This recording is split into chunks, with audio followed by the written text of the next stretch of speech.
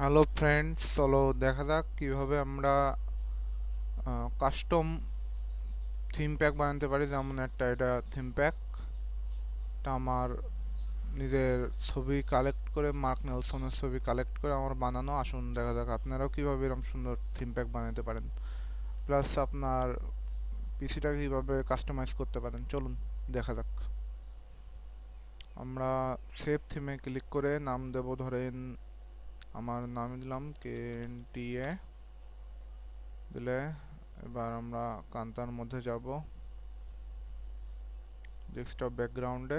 এখান থেকে যে আমি ব্রাউজ করব, ব্রাউজ করার জন্য দেখেন আমার লোকেশন এটা। আমি সরি, হয় না আর, কম্পিউটার অডিও ইমার্জেন্সি,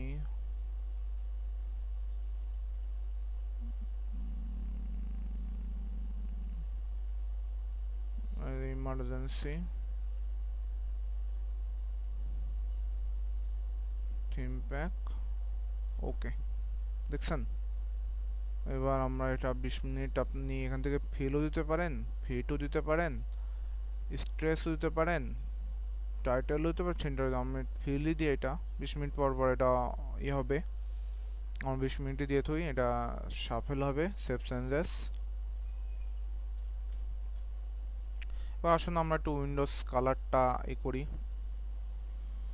এ ধরনের কিছু দিই, বা এ ধরনের কিছু দিয়ে সেভ চেঞ্জেস।